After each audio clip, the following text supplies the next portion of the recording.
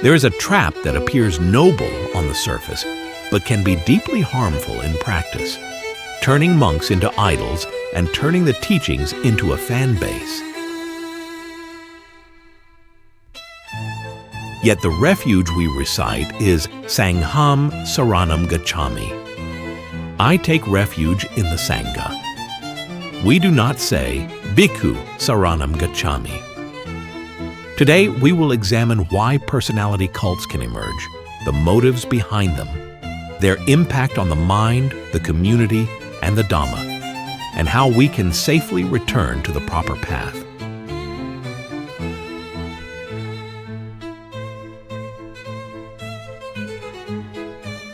Respecting monks is appropriate. Idolizing them is something entirely different. Respect means maintaining proper conduct, supporting their practice, listening to the Dhamma, and then applying those teachings in one's own life. A cult of personality begins when someone starts surrendering their critical thinking. They believe because of the person rather than the truth. They defend the individual even when that person is wrong and attack anyone who offers criticism. At that point, one is no longer taking refuge in the Sangha. One is taking refuge in a persona.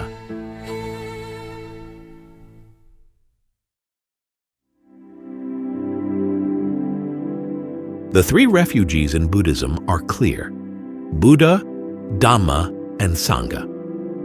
The Sangha is not a spiritual celebrity. It is a community of practice. In its deepest sense, the Sangha refers to the noble disciples who have realized the path to liberation. Because of this, the focus should always return to practice and liberation. When everything revolves around a single individual, attention gradually shifts away from the Dhamma and toward a human being. And human beings, no matter how respected, are still human.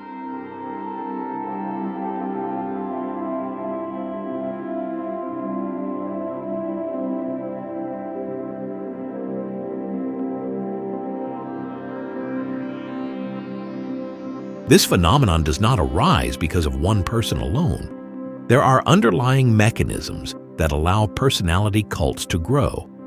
At least three powerful forces contribute to it. The first is human psychology.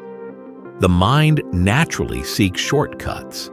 When life feels chaotic, people often look for simple and immediate sources of certainty. A charismatic figure can seem like the answer.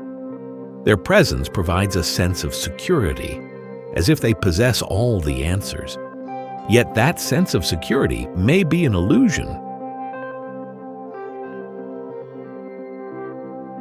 The second is social dynamics.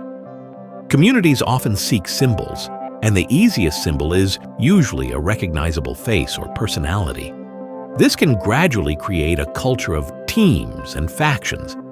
Eventually, what matters is no longer virtue or wisdom, but loyalty to a particular group. The third is the influence of media and algorithms. Viral content typically revolves around a central character. There are heroes, villains, and dramatic conflicts. Social media algorithms continuously reward this pattern.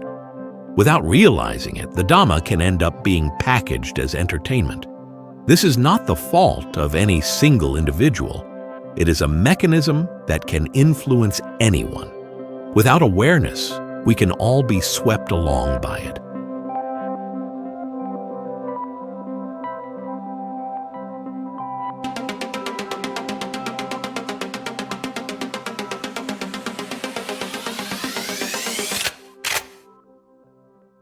The motives behind personality cults are not always malicious, but their consequences can still be harmful. From the follower's perspective, many people simply want certainty. Some want to be rescued from their difficulties. Others seek a strong group identity or validation that they belong to the right side. Some even wish to escape personal responsibility by handing over important decisions to a figure they regard as a teacher. From the perspective of the admired figure, not everyone falls into this pattern. However, once a cult begins to form, ego can become attached to the attention. There may be a desire for influence, control over narratives, special privileges, or becoming the center of decision-making rather than serving the Dhamma. From the community's perspective, personality cults may sometimes be encouraged for branding purposes, fundraising efforts, expanding influence, or retaining followers. These motives often overlap. Yet when the system becomes unhealthy, the result is usually the same. The Dhamma loses to fandom.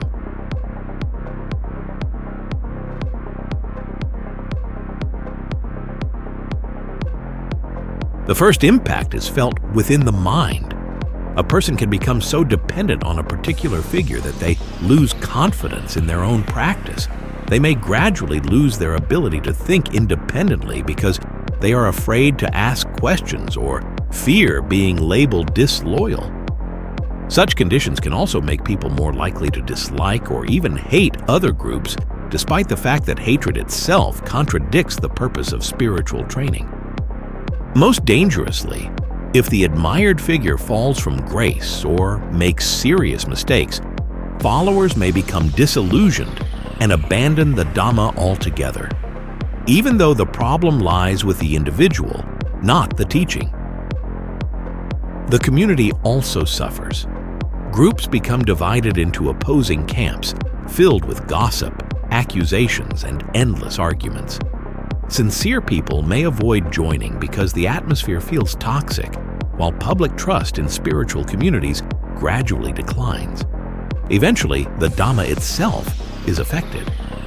Teachings may be selectively interpreted to fit a particular personality.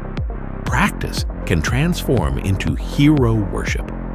Even Vinaya and discipline may be treated as optional when the violator has a large following. This is a dangerous situation.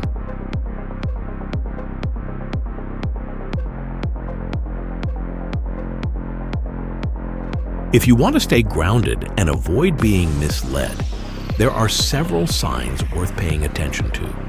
Red flags often appear when a figure demands personal loyalty, rejects criticism, and discourages questions.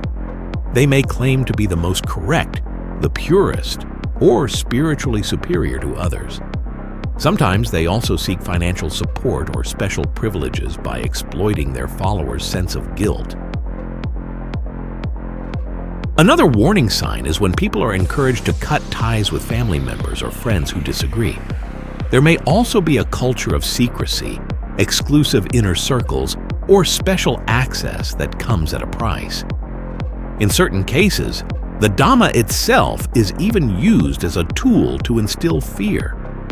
Green flags, on the other hand, are visible when a teacher places greater emphasis on practice than on personal admiration. They are transparent, encourage people to examine the teachings wisely, and maintain accountability within the community. Humility is another important sign, especially when their primary focus remains on sila, morality, samadhi, concentration, and paina.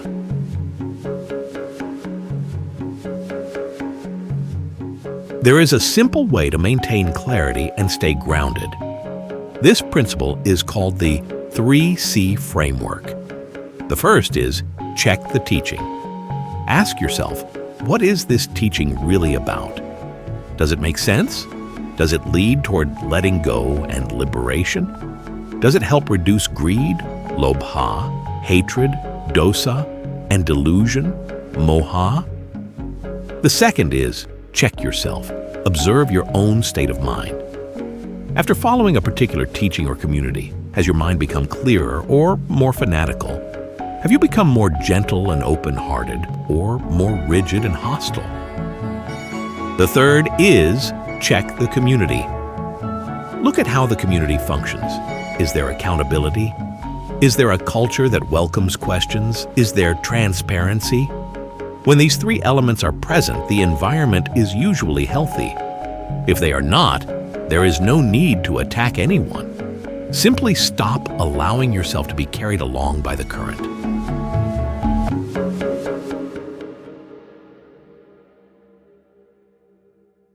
Respecting monks is a noble thing.